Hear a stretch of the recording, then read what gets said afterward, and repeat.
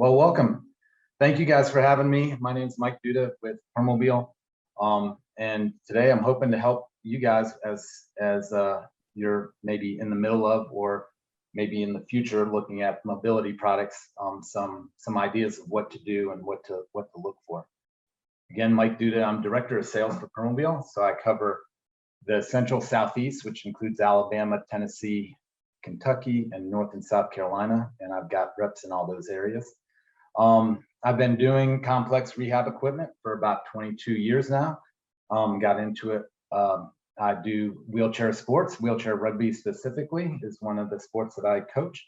And then, and just as a historical, 22 years ago, I got into as a manufacturer's rep. Then I was a vendor, a dealer that supplied chairs in the local Charlotte market. And I did a lot of work with the ALS and MDA clinic here in Charlotte. And then I started with Permobil. It's going to be 15 years in November. And so got a lot of experience with the complex rehab equipment and not only just Permobil, but with the industry. So we'll get going. And so one of the things they asked me is where to get started. If you're thinking about mobility equipment, changing mobility equipment, where do you get started? And I think one of the things is that going in educated and knowing kind of somewhat the right questions to ask and what to look for is going to be important. So I just did a slide just to kind of get started. So when do you get started looking for equipment? And you want to before it's a necessity. And I believe it seems like the population there is kind of worldwide. So I think that would be the same with anybody, especially with CMD. It's a progressive disease, and then for different people it progresses quicker than others. But I think no matter where you are in the world, equipment is not easily attainable, especially if you're going to involve insurance. To get it same day or next day. It's usually here in the States about a 90-day process. So you think about it, if you waited until you absolutely needed it, you might be then more dependent on other people before you actually could use this equipment that they're speccing out. So so you really want to look at what's going on, where you might need it, and then go from there. And then the other thing, when you get started, is just to remember that when you're looking for equipment, it may not be at that time something that you use 100% of the time. It's something to extend your day, to make it to where you can be active participant in your family, in school, in work, depending on your age, and you may only need it for half the day. But what you don't want is by 1 o'clock in the afternoon, you're completely worn out because you've tried to exhaust yourself doing things without equipment that you have. So I do suggest that when you're thinking about it, a lot of times I think one of the, I don't know if they ask any questions, but one of the questions I've asked people is like, what do you think of when you see a power chair? And if it's negative, then we really want to change that mindset, because what you're thinking about is this just a tool like anything else to help you live the best life that you can. Who do you go to? I think you would start with your doctor and or your therapist and have that discussion. It's like, are we getting close? Is this something that can improve my life? And so that's the best place to start. And then who is involved is you. I think one of the biggest things is you need to educate yourselves, your caregiver. Need to make sure that you're involved in this process and just don't let people dictate what you're going to get. You'd be surprised. There's a lot of people out there that do allow that, and then just don't ask the questions. Don't look at alternatives to what they're being deemed to get, because there's a lot of stuff out there. And then years down the road, they're like, oh, I had access to this, and because they found out later. Of course, the doctor would be involved, the therapist, depending on where you are, in the world. Those two have more and maybe less involvement, but they're typically, those are the ones that you want to make sure they're understanding your needs. And then you get the vendor. In the United States, it's the ATP, Assistive Technology Professional, that will help you manage getting that equipment. And then sometimes the manufacturer is involved with this, getting demo equipment and trying different things. Some tips. I kind of was just going through some tips that I could think of, and I think you should use a seating clinic. I think you should go into a place that has different equipment to try. You don't want to just blindly have them spec out stuff for you and then not really try it, not know that there's different options.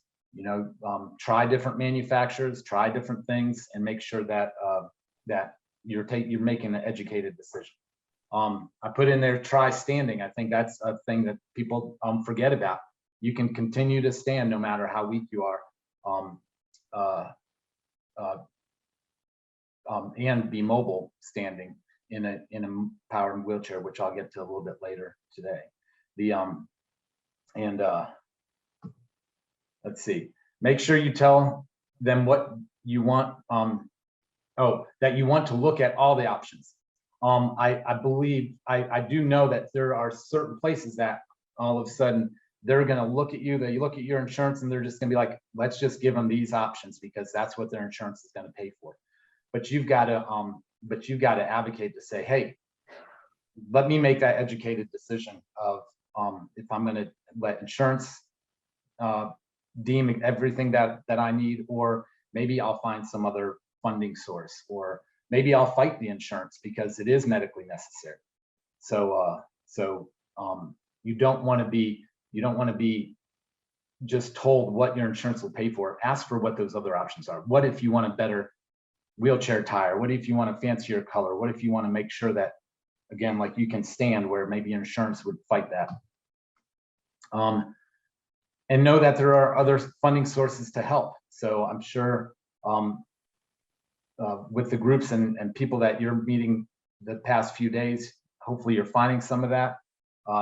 One close to me is the Permobil Foundation, which we have to help with getting items that are on a chair at a more discounted rate, or possibly at no charge, depending on the application and that kind of stuff. But and then we've been working with groups like the MDA Association. We're now starting to be able to do some no charge seat elevators, add seat elevators to it. There's churches, there's a bunch of other funding sources that I encourage you to look at. And realize that you might need to be that self-advocate. Insurance companies are fighting with the vendors because they're not willing to pay what some of this equipment is. And so they'll deny it, and they'll only listen to the vendor so much, the therapist. But more importantly, I think you, the end user, or the caregiver, need to be involved with fighting that. Just like with everything insurances do with medical procedures and everything like that, there's sometimes their easiest answer is to say, no, we won't provide it. And if you decide to accept that, then the insurance company won. So make sure that you don't let the insurance company take that first one and say denied, and then you just accept that.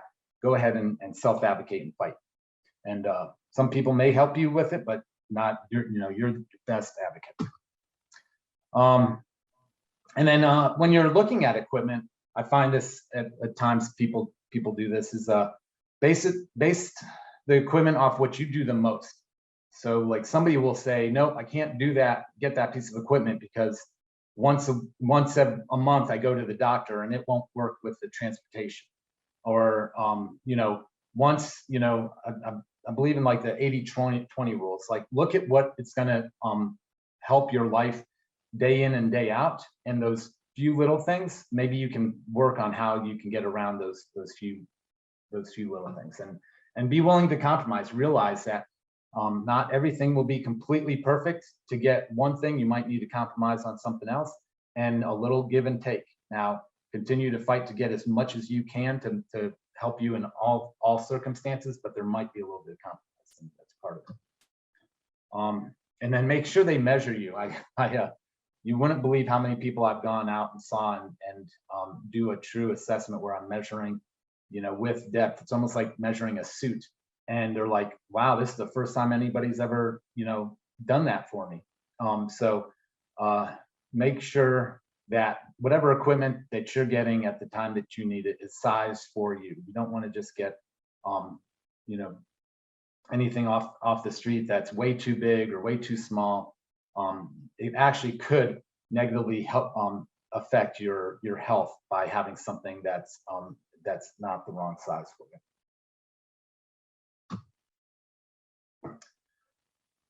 So the next thing I was going to do is just go over the product lines that we have at Permobil. But we're focusing on two things. I was asked just to focus on two things. One would be the power wheelchairs and what options we have there. And then the other is the smart drive power assist. But we also have, so Permobil is a global company. Again, we're based out of Sweden, the parent company, but we have places all over the world. We have a big headquarters in Canada, headquarters in the United States, and then all around Europe, and then Asia, and then a big branch in Australia. But there's probably plenty of places I'm missing. But we do tie light manual chairs. We make those in the United States. Smart drive power assist, again, in the United States, right there where you guys are, in Lebanon, just outside of Nashville. So if you were ever to be there, or if you're there, you can always reach out to me. I'm going to put my email at the end, and you can tour the factory if you'd like to. And then we have Roho. Roho is a cushion company that does air cushions. That's a very, very comfortable, but also very therapeutic air pressure relieving cushion. And they also do backrest. And then Comfort Company does more of the foam, fluid, and positioning, like backs, laterals, headrests, and other some of the more basic seat cushions. And then True Shape is a custom mold. So if you did need something that needed to be exactly molded for your body, that would mean that you really couldn't move too much in it, but you needed it for positioning. True Shape is our custom foam mold company. And hopefully one thing you'll see as we go through this is our mission. And Per Uden, we were founded, again, in Sweden by a doctor who realized that the equipment at that time was not good enough for his patient. I believe the one that really kind of was the catalyst that started off had MS. And he was looking for something that would work up in the mid to northern Sweden. That's a little bit more rural. So he needed a chair that could work for him. And so devised our first Permobil.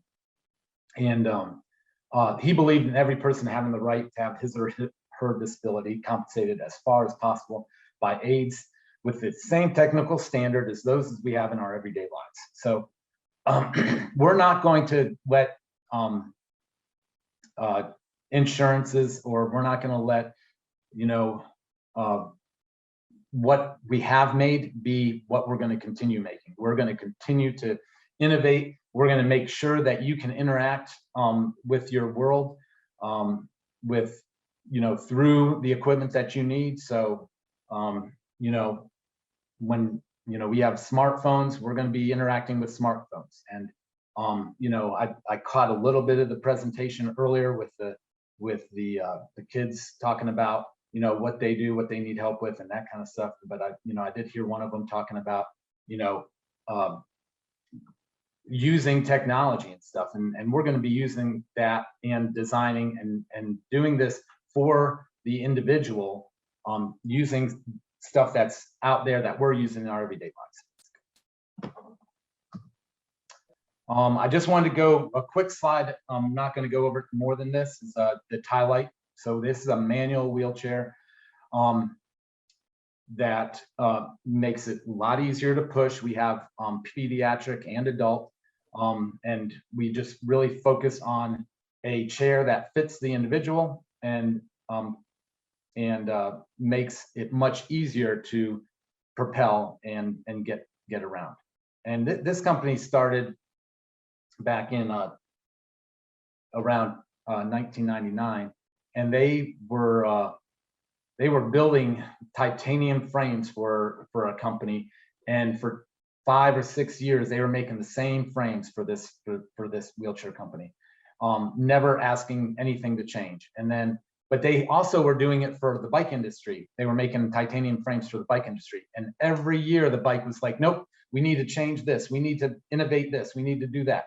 And they're just like, why is it this, when we're making these frames for the wheelchair industry, never asking anything to change, but the bike industry is every time? And so what they decided was, we're going to make our own company that we cut and weld and design these chairs specifically for the individual. And so they actually, when you order one of these chairs, it is a long piece of aluminum and it's designed exactly for them. And ever since 2000, we've tweaked and made things better based on what's available. Started making things out of carbon fiber, look, you know, using specialty wheels like that are in the bike industry and that kind of stuff, and really making life a little bit easier for our end users. But the next thing we're going to do is power assist. So when when we go through a progression, you may start with a walker, you may then go into the manual chair, but what are your options there? And when you're moving through these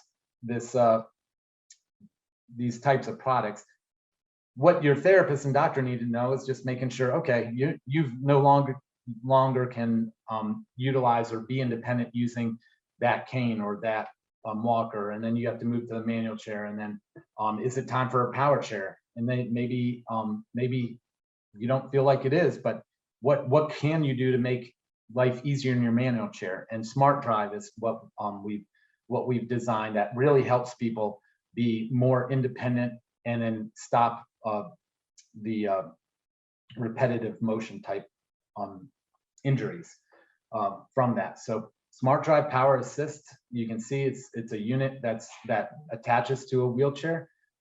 It is on demand, so when you're ready to go, it can go. If you're up a hill and you need that power, you can start it at any point. It's proactive shoulder protection. A lot of times, and I don't, to get especially cushioned, sometimes you're told that you need to have skin breakdown before you get one. Well, then it's too late already. So same thing, if your shoulders get completely worn down before you do something about it, then really is it too late and you're going to have to go to full power. So trying to look at this as a proactive shoulder protection. Any kind of manual wheelchair setup. So there was no compromise. We will install in just about anything. And then it only weighs 2.5 pounds or 5.7 kilograms, and up to 12 miles in a single charge. You can it's easy to install and remove, and adds minimal weight. So when you do maybe not need it at a certain time, you can just take it off, and then you might have ounces, if not no more than a pound of equipment that is on the chair. And there's multiple ways of using. And then when we're talking about what kind of manual wheelchairs, we can put it on folding chairs, rigid frame chairs, and manual tilt space chairs. There are multiple ways to use it, and I'm going to we've got two little videos to kind of show you that real quick. But just to talk about the wearables, so you can have a smartwatch, and even an Apple Watch can be used with it. So you just need to download the app onto that smartwatch, and then you can interact with this and make it go. It's usually a series of taps to make it work, but you could have it to be a push, and then it reacts to your push and it starts continuing to push you. So there's multiple ways to make it work. We have this brand new device, a speed control dial. So if you notice this one in the middle, you just turn it to the speed you want, and then turn it back, or you can tap it to stop. And then there's a push button. So if the dial seems a little too cumbersome, you could just be a push button. You hold it to the speed you want, and then you tap to stop, or you can use it where you can hold it to make it go, and then when you let it go, it stops. And we'll be talking about the switch control. Is a nice little option for if you want to use it as an attendant control for the manual wheelchairs.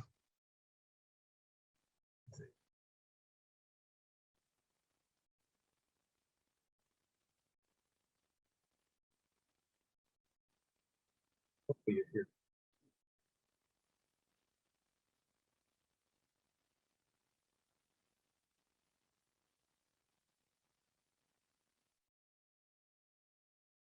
This is the speed control. So you can use it indoors or out.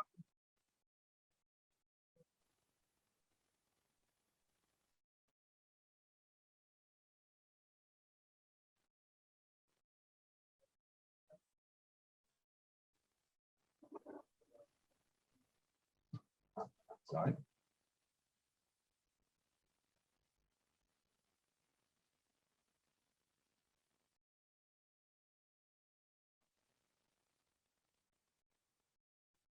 And this is the watch. Seems like the video is active. All right, with the smart drive, we can do a couple other things.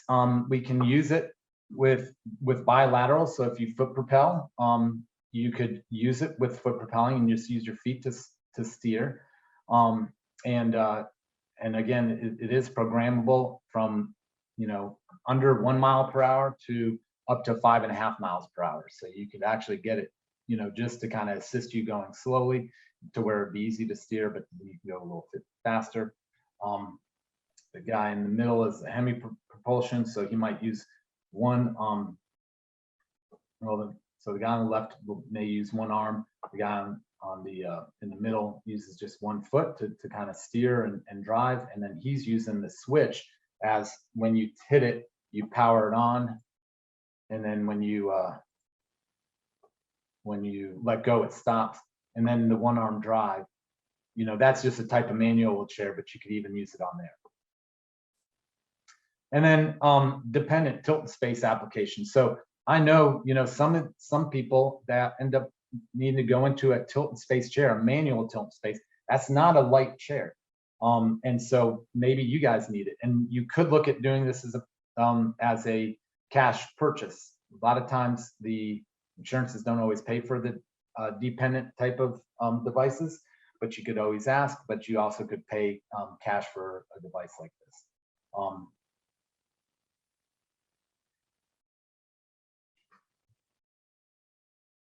All right. So all I have, and so of course, I'm sure if you guys needed to stop at any time, but all I have is the chat there. I don't have the other chat for the in that other app. So, but if you do have any questions, I do have the chat on my screen, so you could pop it up and I can stop and go over any questions that you guys have, or we can just wait until the end. We do have a question or two, Mike. Yeah, go ahead. Someone asks if they can ask more about seating clinics. My wife and I have only recently discovered this existed. Yeah, so the seating clinics, so a lot of hospitals and the funding for seating clinics isn't great, but they're, you know, typically in most major towns, you'll have a seating clinic that's available.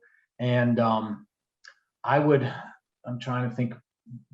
So what it is, it's a therapist that's specifically focused on the on seating, and will have demo equipment in there at their clinic. I know there's like 3 there in Nashville, but I think when you talk with your vendor, you could ask that, or doctor or therapist, and just see if they know of anybody who's specific in seating. We have reps all around the country, so you could always reach out to me, and I can find you guys a resource of where one a quality seating clinic in your area might be. But it's specifically focused on talking about equipment, and a lot of major hospitals will have that as one part of their outpatient aspects of their hospital, where they have sample chairs, cushions, and equipment to try. Someone else asks, How long is the process from starting a search until you can get a chair? A lot of times that depends on your insurance, but I would say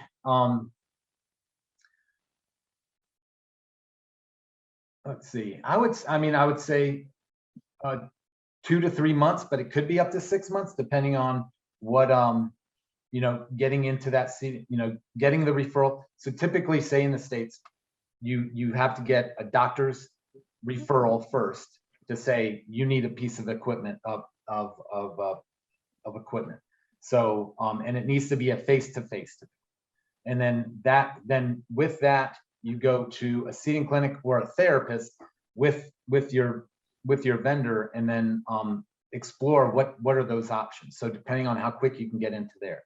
Once the therapist gives the suggestion and writes up the letter, then it's typically industry and standards is like 60 days to 90 days. I'm thinking about some of my dealers and what their turnover is from like when they quote the equipment to when they order the equipment, and it's usually about between 60 and 80 days.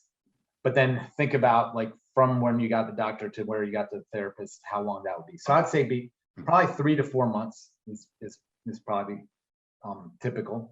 Most of the equipment is fairly quick to build. So once, like for Permobil, once we get the like for a power chair, once we get that order, we're probably turning it around in 2 weeks. And then depending if there's some custom stuff, sometimes a little bit longer. Other things like the manual wheelchair where we're welding, it may be 3 to 4 weeks to get that built. But the biggest process is the paperwork and getting the insurance approval. Jesse, I'm so sorry. I don't have reception in here, so I can't ask a question. So I hope this No is worries. okay. I was about to run with the mic.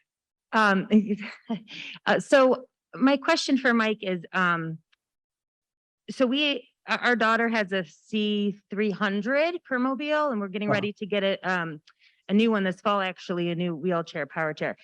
But she's got a lot of equipment that hangs on the back of it. And I think for parents, what I see, for it doesn't matter who, but lots of straps. I mean, and we're hooking stuff up and taking it off. And what is the future of these wheelchairs with the holding equipment? And it's a lot of weight on the back. You're talking about multiple pieces of electronic things that have batteries. And I know when she first got it, they gave us a vent. So she has a ventilator too, and a vent tray, and it sat really low to the ground. It came out like 2 feet. I mean, it was so not practical, which turns into the straps hanging on the back. So can you speak a little bit about, hanging equipment on power chairs? Because that's a very real issue and thing that people do. It is. So hopefully, in like with all that other equipment, it's getting a little bit better. The difficult part with the wheelchairs, you're trying to make it compact and workable for some people. So I know like the vents have gotten a little bit smaller and a little bit more durable. So with what I do is I typically just add some hooks to the top. We do have some carrying cases for that kind of go like in between the rear tires. That would be like maybe for the suction machine and some other and things like that. I think what would be nice, and it's like who comes first and who goes to who first is like with event companies. Can we work closer together with them when we're designing some of these newer chairs and that kind of stuff? And you know what? I'm gonna write that down just to send to my R&D people and just be like, hey, this is the focus. We do try to make it as compact and limiting, but I understand there's a lot of equipment that some people put on there, and some of the things, some of the standard stuff that would need to go through FDA approval is just so bulky and that kind of stuff, it makes it even worse. But it's made there to protect it and make sure that nothing's going to get damaged. But I know with when I was doing that and putting it on the back, I do know like when you're doing specialty electronics and all those type of things, those used to add a lot more boxes on the back, and they have gotten a lot smaller just with microchips and all that kind of stuff getting smaller. Adding on the vents and the suction machines and some of the other bags that say oxygen, that kind of stuff, that is a challenge. But I would suggest, with a lot of vents, they do have like they're on a bag with little hole pieces, and they're getting a little smaller, and just hooking them onto hooks on the chair instead of getting the entire big encompassing piece. And then we do have for us, we have the essentials carrier. So when you're looking at it, you can ask about the essential carrier, and it fits between the rear wheels and doesn't really stick out as far. And you can put a lot of stuff in there, not the vent itself, but a lot of other stuff, and just hang the vent on top. But I'm going to talk with R&D and be like, hey, let's maybe we could come up with a package with a certain vent company.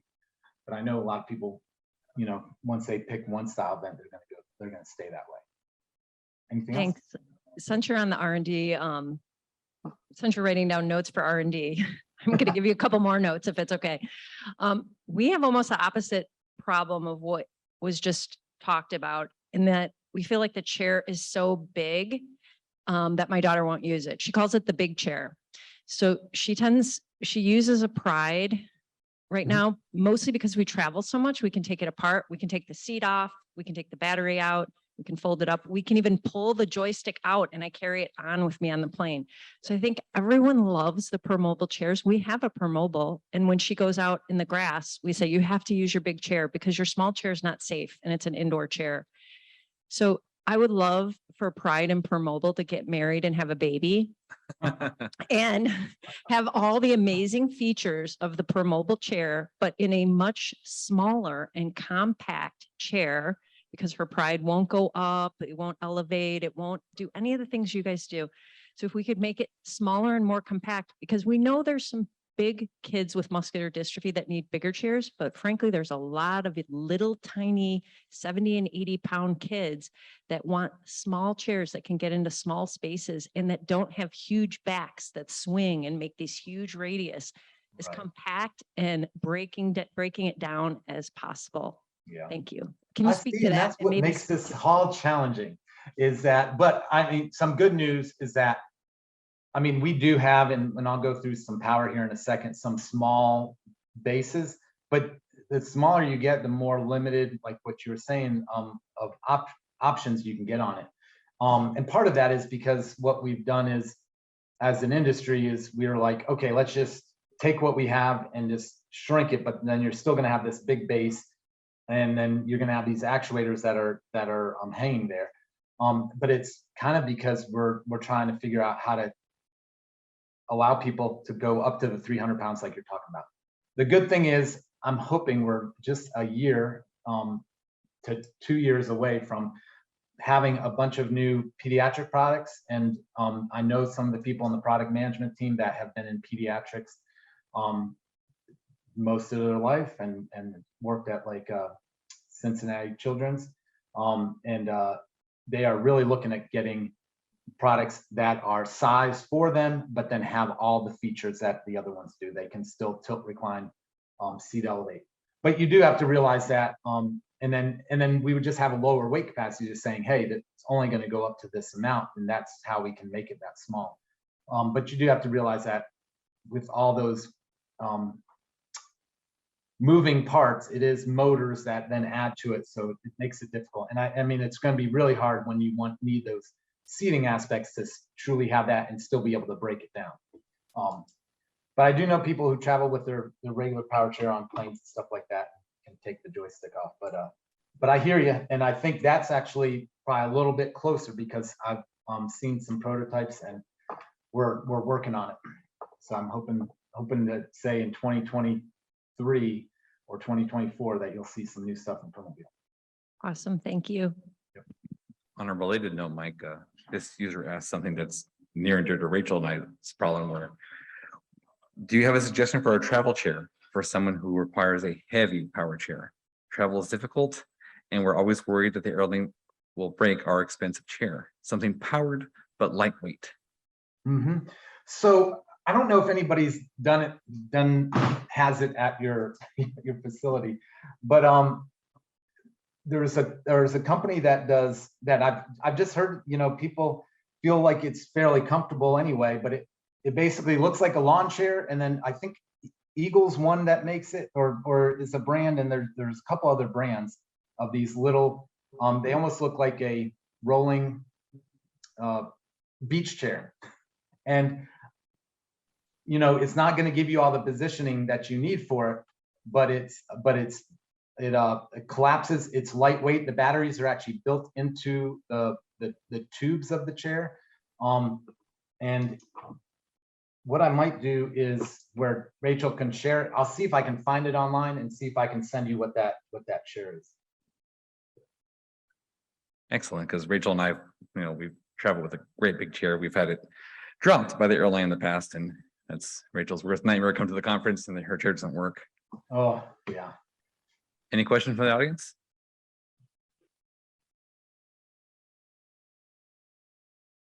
Hey, Mike, it's Rob. How are you? Good. Hey, Rob, how you been? Good. By the way, everybody, Mike's my friend from Charlotte. So, thank you very much for doing this with us. Thanks. Airline question for you. Is Permobil involved in, helping to advocate with the FAA for wheelchairs on planes, or, trying to fix that whole environment at all? We have worked with airlines before. I'm not positive where we've been pushing lately. I know we've done stuff down in Delta where we brought some chairs and that kind of stuff. But I'd have to find out if we're advocating to get them. I mean, it's amazing that the airlines haven't decided to do some stuff more themselves, because the cost of all the damage that they've done, that they do pay to get replaced, but that doesn't help you when you're waiting for that damage to get fixed. That they haven't tried to look at doing more. And I'm sure with employment and all that kind of stuff right now, we've got people that maybe used to be able to deal with chairs are probably not able to deal with chairs with the airlines right now. But I'll check with that, Rob, and get back with you. Yeah, thank you. Appreciate it. Because we do have some government affair guys and stuff like that that continue to work behind the scenes that I don't always have. I don't know. No, I understand. Thanks. Yep.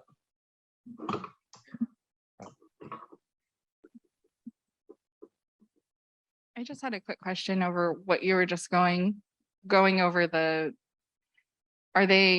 now I just forgot what it was called for the manual chairs. Oh, Smart Drive? Yeah, so could that go on a manual chair that we already have, or do you buy a manual chair with it?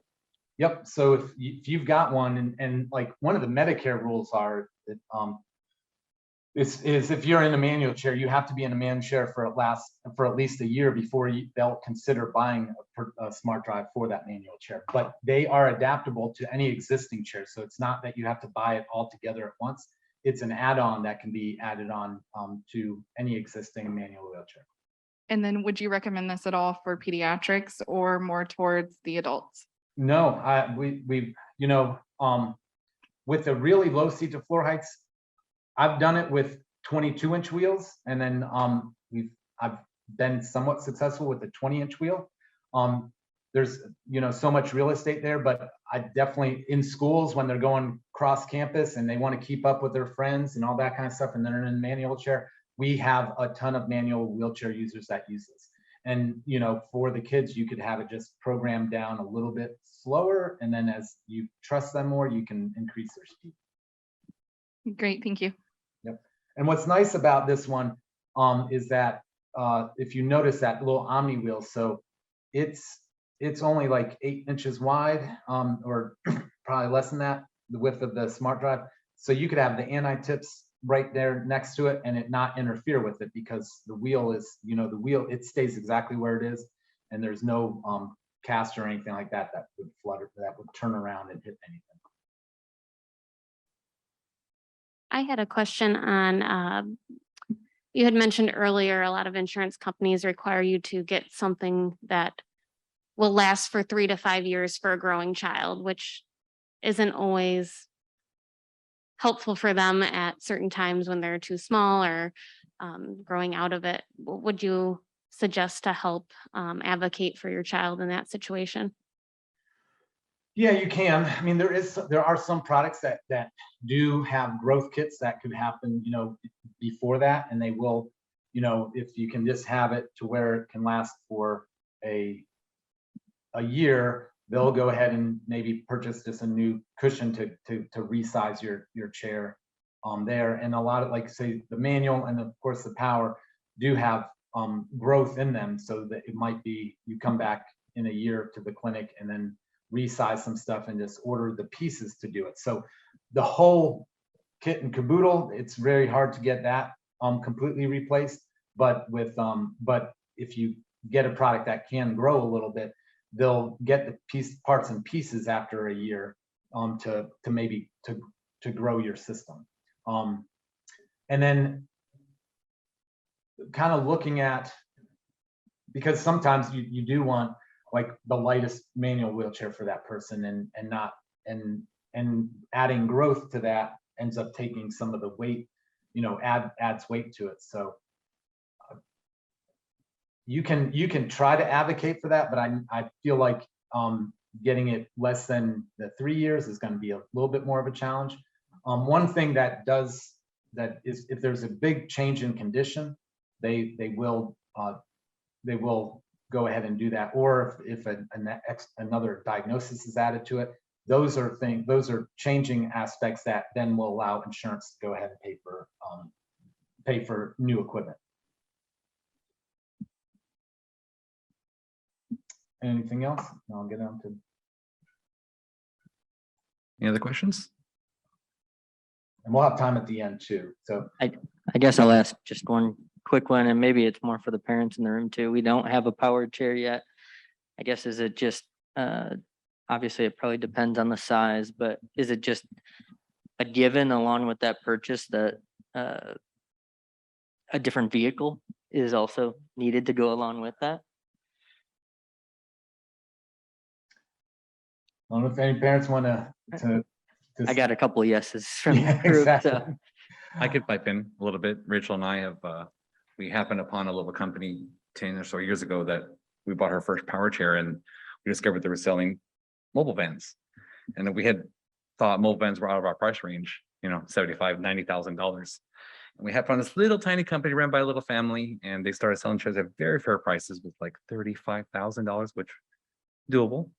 And lo and behold, now they've totally refocused their efforts towards wheelchair vans. They sell them for all kinds, used as low as $15,000 if you're willing to get a slightly older model.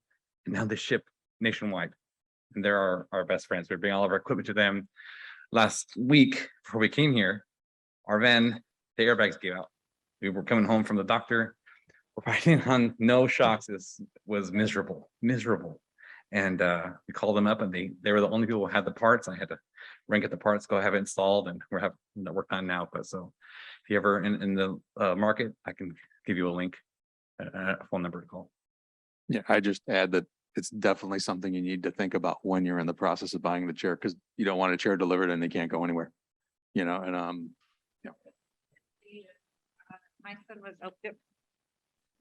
My son was about 2 when he got a power chair, so he was still pretty small. So we got a minivan that the seats in the back could be taken out or rolled down. And then he was still safer to ride in a car seat. So he would ride in the car seat in the car, but then we got ramps to like drive his power chair into the back of the van. So that was just like, a Dodge Caravan, right? And then now he's 10 and he got to be a little bit cumbersome, like transferring in and out, and then us getting the ramps out. I mean, it just got old. So we live in Colorado, so we have a bunch of Medicaid waiver programs. And one of the waivers that we're on has a housing or vehicle modification fund. So every like 5 years, you get $10,000 to spend on either your house or a vehicle. So we waited for that to renew, and we used that $10,000 to cover a converted van. So like the waiver covered the minivan conversion, and then like we bought the van and then they paid for the conversion, kind of a thing. Because now he's like a lot more independent. So like, I don't know where your child is at, but he wants to like get himself in and out of the car. So when we got to that point, we had to get like an accessible van, but we kind of made do before with just rolling it into the back or taking his manual chair or something. So we kind of like phased into it, but it was definitely like, he got a power chair at 2 and we knew that came with another vehicle. And it was just like, okay, we are minivan people now. Yeah. We did the same thing. So that was really hard to do. You know, it was painful, but we couldn't afford that either. So we did the ramp and, you know, you'd be like in the parking lot and people, you know, like, yes. And that was hard, but you know, you're trying to give them the independence that they deserve. And so we did the same thing, but for funding. So we live in Ohio and we get a $10,000, very similar towards it. But there was rules, like our van at the time was more than 50,000 miles, so you couldn't use it for that type of thing. So we ended up like on a Facebook, like we just looked and we ended up with a really fantastic, somebody tagged us in a post and we ended up with a chair or a van that way. But I would suggest when you're ready to that point too, like it's hard to ask friends and family, but I think like when we utilize like GoFundMe's, people like, you know, would do like fundraisers to help you because I mean, this is not a practical thing. Nobody like plans to try to, you know, have that, and the prices are ridiculous. So I think just different ways, but I wanted to say that we did the same thing. And I think a lot of families do. Yeah, the ramp is, you know, and that's how I get my demo equipment in and out. It's a ramp and it's good, but I just couldn't imagine that. And, you know, dealing with the transferring and eventually it may get too cumbersome. So it's probably like something that maybe immediately you might be able to come up with some other solutions, but then long-term you're trying to find the, you know, look for those good opportunities, somebody who's willing to help out. And then I know there's some growing charity groups that are finding the right, you know, people and getting people into vans, like maybe, or for a discounted amount, that kind of stuff. So, yeah, but it is something that you do need to consider, and that's where sometimes where going into the smart drive might be something to do a little bit longer if they can stay independent instead of going to power. But eventually, you know, especially with what we're dealing with here, you're typically going to be going into power. I wish these super light vans, these super light chairs existed 10 plus years ago. Rachel and I had a very heavy chair that the only way I could get into my Ford Explorer was to get a 15-foot ramp, unfold thing, and me start about 20 feet away and right up into it. It was a sight. My mother-in-law liked to laugh at me, but yeah, this is great. All right. Well, I know the time was limited. I don't know if you guys want me just to zoom through this and we'll have a few We have more time, Mike. Rachel said you can go a little longer if you like. Okay. So just to kind of go over power and what you're looking at is, I wanted to kind of give our gamut of wheelchairs. And one of the things I'm really proud of with our company is a couple of years ago, we released this one. Of course, it was in the middle of COVID to where clinics wouldn't allow us to come in and show this stuff, but it's what it's called is our Explorer Mini. And so I think probably everybody knows is that children learn as soon as they're born, and then it really you know, the learning goes more when they start crawling and then they start walking and being able to explore and that kind of stuff. And you know, we've got activity chairs where you can kind of just sit them in if they are not able to crawl or walk, but that really doesn't get them that allow them to grow to where maybe they can go from one place to another, touch, reach, and see, pause, and react. And so the Explorer Mini is a chair that insurance may pay for, but it is right about $2,800 that could allow them to, you know, push with their feet.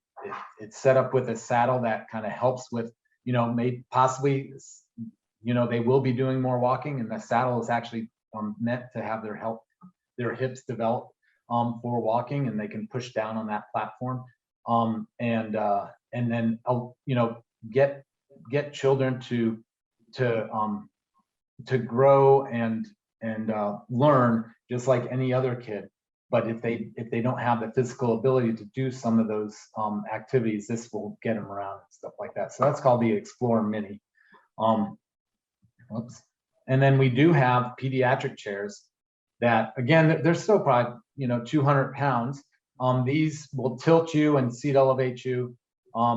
This particular one is like 220, I believe. And then the next one above this, that's pediatric, is about 300 pounds. But we do have pediatric ones. But again, I'm hoping that, within the next 2 years, we're going to have stuff that will be just as maneuverable or with seating as what we have in our older kid to adult range of chairs. So we have mainly two classes of wheelchairs. A front wheel drive, which is our F series. You'll notice that there's an F3, an F5, and an F5 VS. F3 is what's called a Group 3 wheelchair for insurance purposes in the States. And then the F5 is a Group 4, which just means it's got better suspension, higher speeds. It is a little bit bigger of a base, but insurance don't always like paying for that. But we wanted to have a chair that, somebody wants to go a little bit faster, wants to be able to go in different terrain, that the F5 might get them there. And the F3 does pretty darn good itself. And the F5 ES is our standing wheelchair that I'll go over here in just a second. Mid-wheel drive is another style of wheelchair, and we have the M1, which just tilts somebody. So if you need a lot of seating, but wanted something. And when we were talking about lifts, if you do have like a pickup truck that can have a class 3 hitch, the M1 is our one that's under 350, and you can have a hitch lift on the back. I just make sure you have a cover and you just be careful, because I'm not the biggest advocate of saying I don't condone really using an outdoor lift for a truck or something like that. But all of our chairs, or most of our chairs, F3, M3, and M1 are all under 400 pounds, and the M1's under 350, which a lot of lifts have that weight capacity. So front and mid-wheel drive. So if you notice, these chairs drive like a zero-turn lawnmower if you've had one. But there's two motors on there, and when you make a tight turn, one wheel goes forward, one wheel goes in reverse. And there, I think you probably have seen them at your conference. Some people like front wheel, some people like mid-wheel, and there's probably some rear wheel. Sadly, we got rid of our rear wheel because there weren't enough people really getting into it. These two types really solve the problem for most people. But just to kind of give you some ideas, is we've done some testing, and if you're making a 90-degree turn, the front wheel drive actually takes up the least amount of space on a 90-degree turn.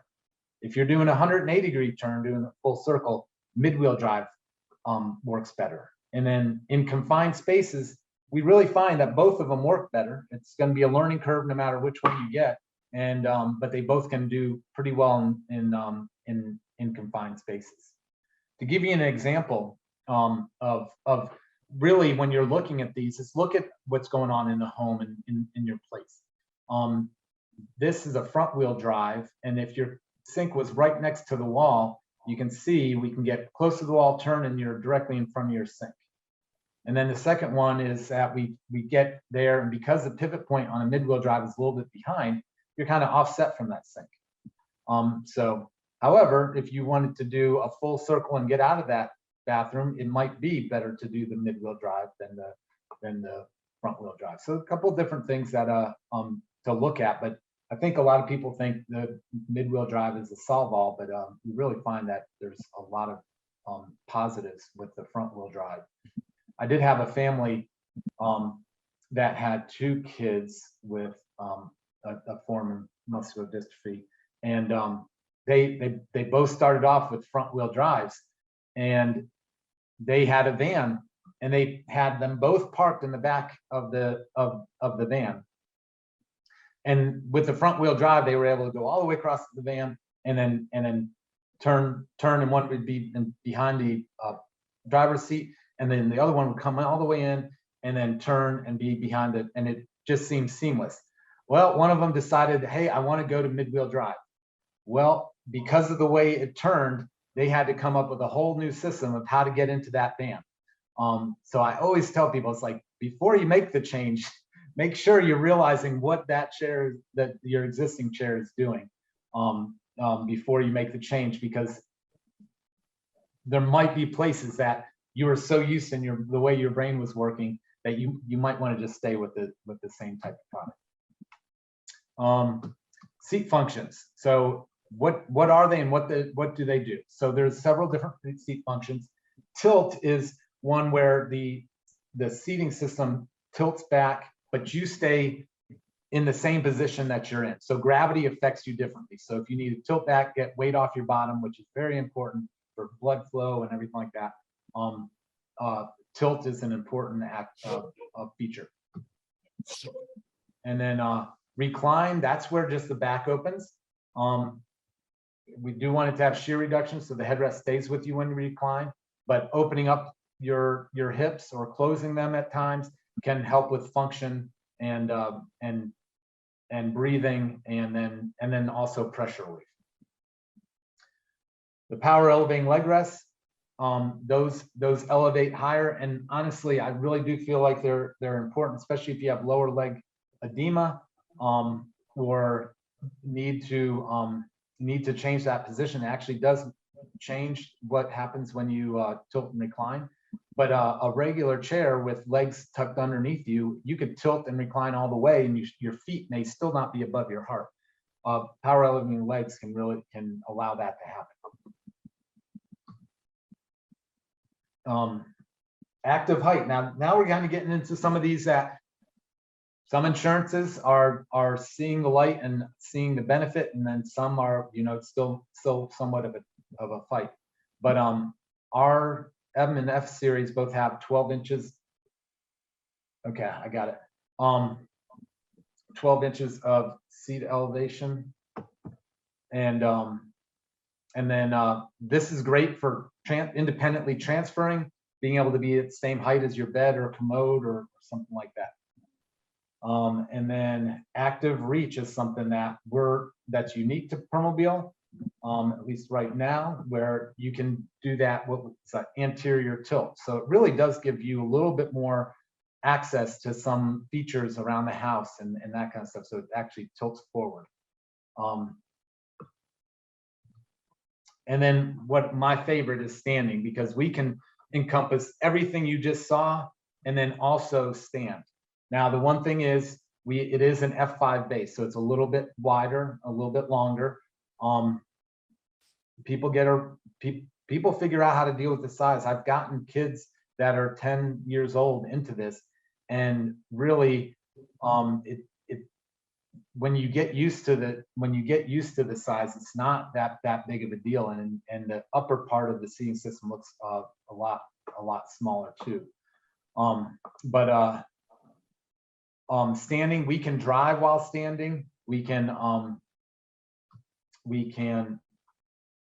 change the way you stand. So if you have somebody that stands a little bit differently, they may need to go supine to stand, or can't stand all the way right now because they're so tight. We can program it to where it's just a partial stand, and as they do better, it will do better for them. And then I think this is one of the guys that in some of our literature, but he says, I think it was very important because it has increased my independence and my self-esteem, like him getting into standing. Again, sometimes insurances don't care about your self-esteem, but a lot more insurances are understanding the importance of standing, because I mean, if many of you are professionals or work in an office, they're talking about, and I'm actually got one of those high-low desks right now. I'm kind of standing in front of my computer. Is that, everybody's telling people to stand. Well, people in wheelchairs need to stand too. A couple things technology-wise where it's going, so we have memory seating, and then that we can just press a single button. It will do your tilt, recline, legs, seat elevate, get you in exactly the position you want. Independent repositioning mode to make sure you get all the way off your bottom and tilt and recline, and don't change how you're sitting in the chair. This does the actuators in a specific order to make it more therapeutically correct for while you do your tilt, recline, and legs. And your therapist can be involved with getting this set up. And then we have connect on our chair so you can find out how your batteries are doing, how much life you have, how many miles you need to go. You can really interact with it. So again, another thing that we've done that brought our wheelchairs up to what we use in our everyday lives. And then we can do the other things. And because I know I got my 10 minutes, but Kira, Rob's daughter, this is one of the reasons I love my job, because I went to a football game that my son was part of, and I see her who you know, didn't want to be in a power wheelchair right away, but then when she got into it and was able to expand and live her life the way Kara wants to live her life. And so I hope people aren't afraid of these things. They utilize them to do what you want and become that person you want to be, because you can do anything, and these tools will get you to be able to do them just like everybody else. It's like she can be a cheerleader with her school. Back in the day, I know this is an old picture, sorry, but it was one of those things, like aha moments back when we got her chair, that I went to an event and saw her there. So, and then there's my email address. I probably will take it and pass you on to whoever's around your part of the country and stuff like that. But don't hesitate to call me or remind me saying, hey, remember you're going to send me that thing about the wheelchair. I'll take my notes and try to get that done probably on Tuesday and get some answers going. But I do appreciate the time that you've given me. I hope I've given you guys some insight and some help with making those decisions. And then hopefully you can reach out if you have any other questions.